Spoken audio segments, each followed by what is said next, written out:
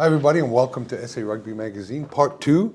We're going to take a look at the potential semi-finals. Now it's obviously, as you pointed out, at great pains to me, off air. Geez, how can a millennial? That it's difficult to look at, but that's what we try and do. Yeah. The bookies are confused, the betting's tight, Boks still favourite, then come Ireland. Yeah, then France. Then France, then New Zealand. New Zealand. So, you know, there's not much in it, and the Boks are still favourite.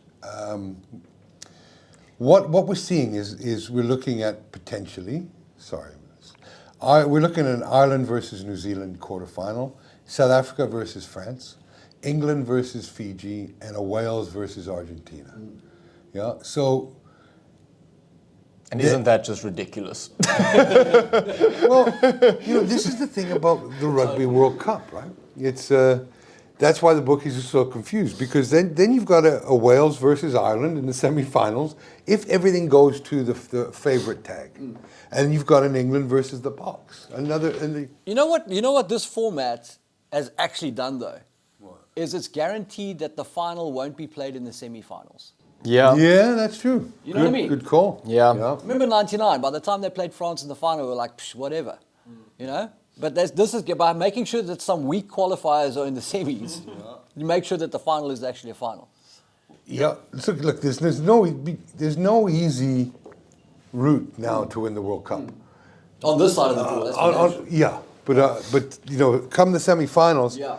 So, and this is the thing I think all rugby fans have been waiting for, is some sort of addiction to this World Cup. Because for me, I've been able to jump in and jump out. And I completely agree with that.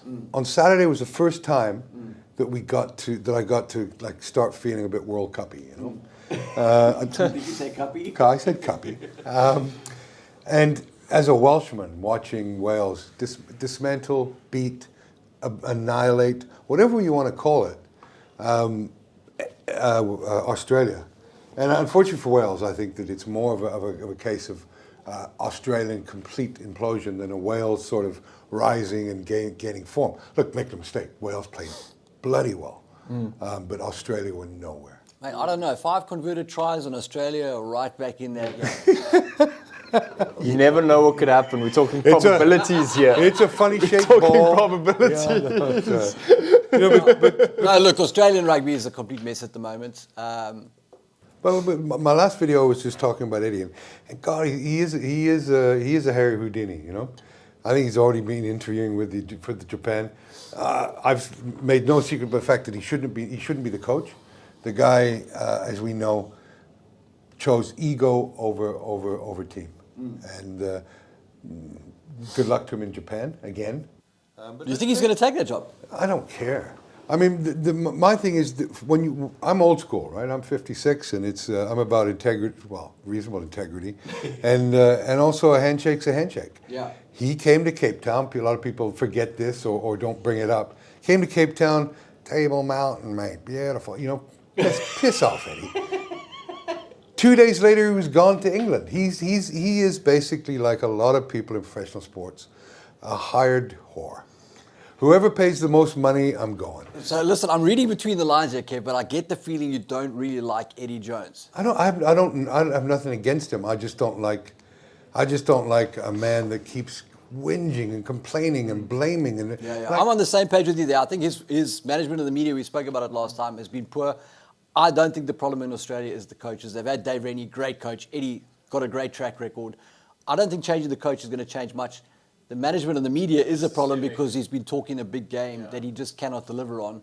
And he's taken a very young squad to the World Cup. The two of those things don't go together. You can't talk it up and take kids and then it's a mess afterwards and be surprised. So, but you know, when I started this company, I had the opportunity to tell the company I was working for I'm leaving. And I remember the meeting. You got to have these awkward conversations in life.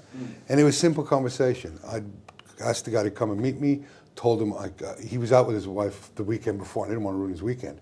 So I said, I'll meet you Monday, and I didn't want to, they hadn't had a break for ages. Yeah. And I sat down with him and I said, look, I'm leaving. And he said, what if I offer you double? He said, what if I offer you double the money to stay? And I said to him, if you'd offered me half, I wouldn't have even been having a conversation with somebody, Wow.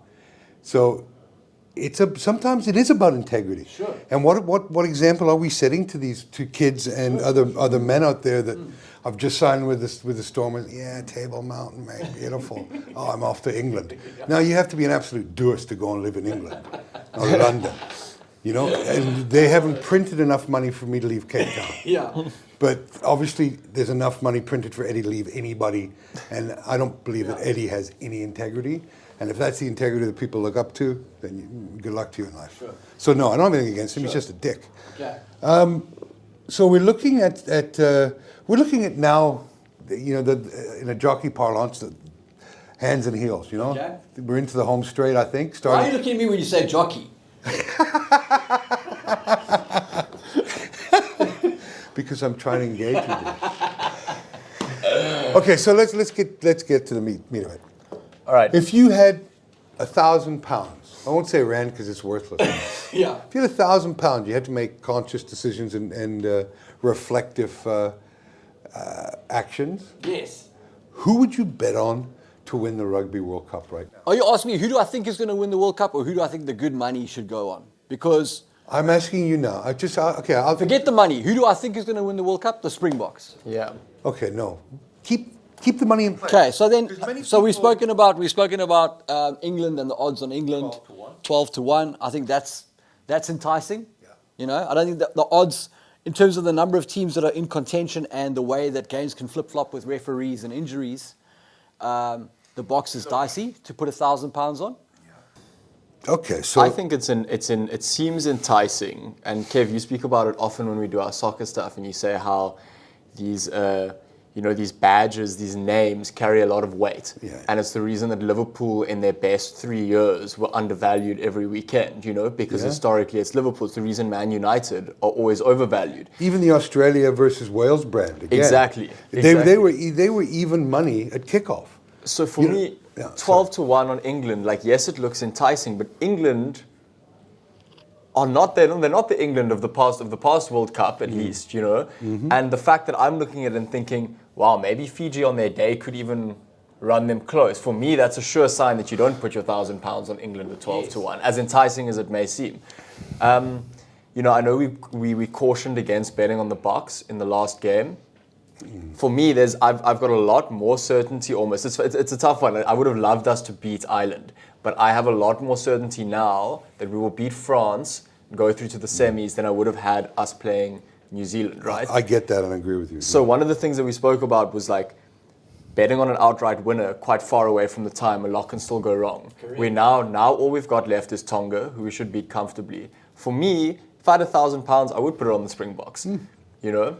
Yeah, look, you'd get back 2,900 plus your 1,000. So that's not a bad Yeah. bet. And I think that's the thing I've asked is, unless you're a professional gambler, the only way I would look at putting England into play would be from an arbitrage point of view of looking to say, okay, I'm going to put the 1,000 on them, 12,000 back.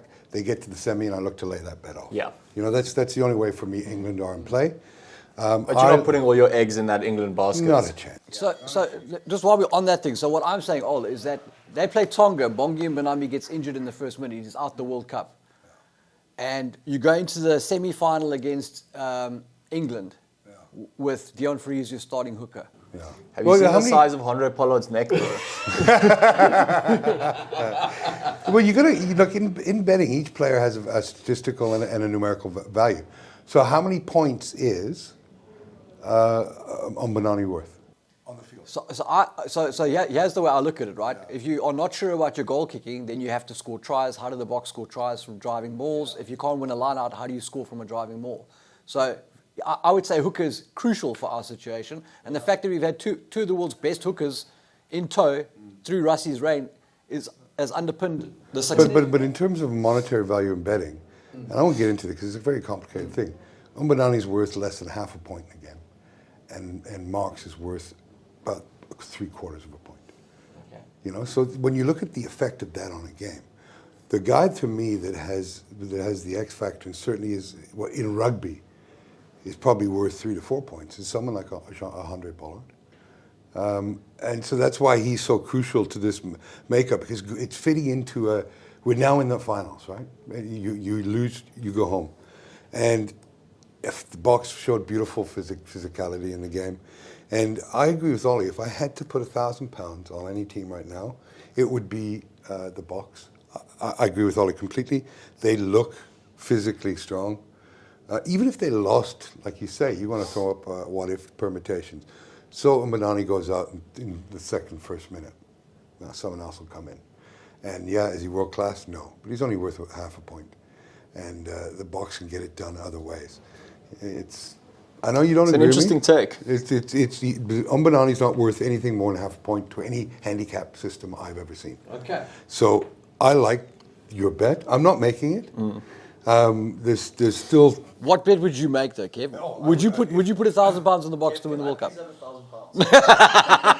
Of what? Rice. Got Shylock. The bet I would make if I had if someone gave me £1,000, Kevin, bet that for me. What you doing? Boks, bang. Really? Yep, £1,000, absolutely. That would return me at a district. Yeah. Yeah, Cubs honor. I thought you were going to say Ireland are going to win the World Cup, and they're getting even better odds in the Boks. No, I'll tell you why Ireland are not going to win the World Cup. Because they've never gotten out of a quarter. Correct. And this is setting up to be New Zealand versus Ireland. It is going to be, yeah? It is, that's going to happen. Yeah. And I think Ireland can beat them, but I believe they won't. You know? I think that with Ireland, you saw the way they celebrated, and you even saw Rory McIlroy, and you saw all you can't help but love the Irish. My God, my dad's from Dublin. But it doesn't mean they're going to win a quarterfinal.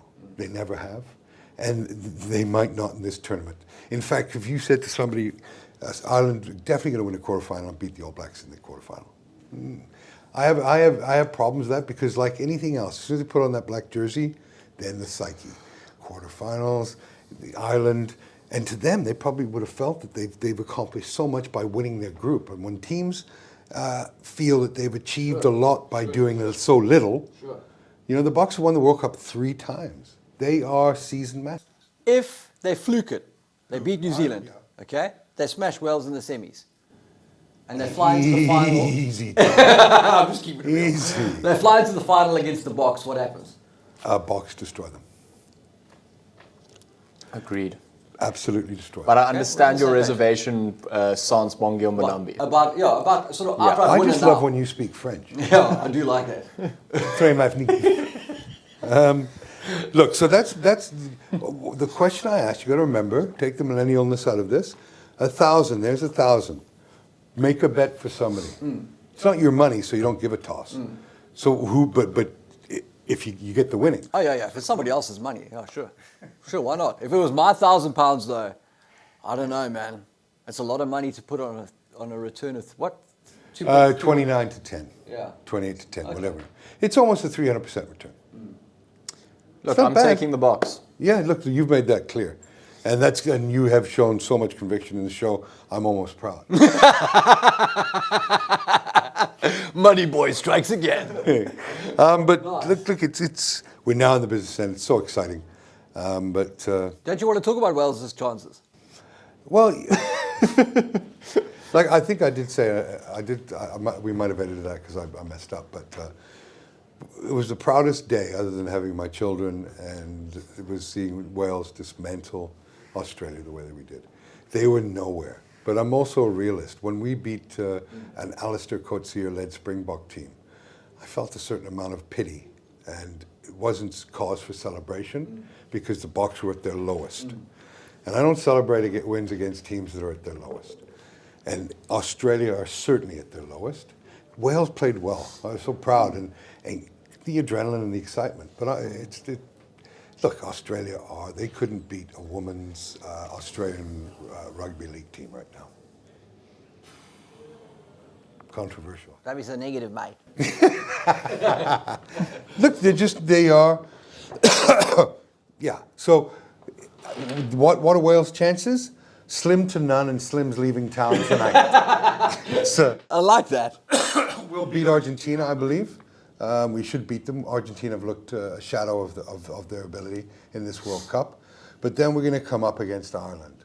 And Ireland's the best the best team in Europe right now by a long distance. You know, they're better than France. Remember, you're only coming up against Ireland if they beat the All Blacks. Well, again, people may think I'm a bit into this masochistic stuff with my leather masks and everything else, but you know, I'm hoping that Ireland come up against New Zealand, they'll knock the living shit out of each other. Yeah. A few guys that get niggles and have to go home, and Wales can maybe sneak in, but. And then we play the Boks. And oh my God, could you imagine Wales playing the Boks? In the final. I will sell my son. I'd probably get a good price on him. He's still got healthy teeth. I'm over there. Is that the thing? They look at first teeth?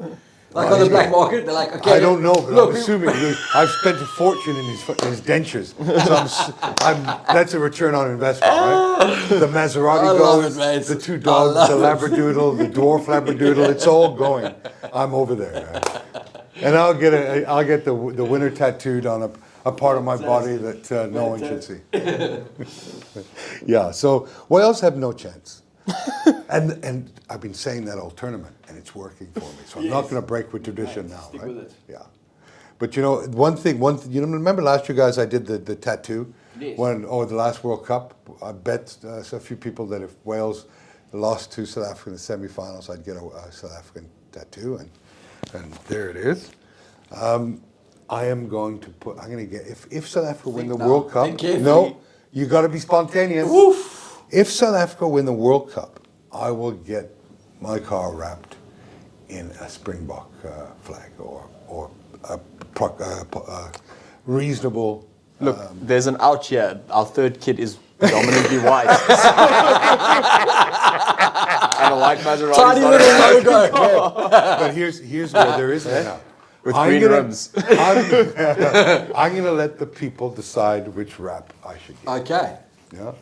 And then I'll have probably the only Maserati in the world that's wrapped in a Springbok. I was going to say, mate, it's Checker 66. I might have to start getting in and manipulating some of those voting things if it's heading towards the Checkers 66. You know. Suddenly there's a sudden upsurge in white. Look, I have a sense of humor, but I don't have that great of a sense of humor. That is beautiful. Yeah. So there you have it. Cool. Spock still worthy of the favoritism. Me and Zellum almost came to blows off air. Glad that's sorted out. And enjoy the rest of the World Cup, everybody. Thanks, guys, for coming. Thanks, Kev. Thanks, Kev. Thanks, bud. South Africa will power up.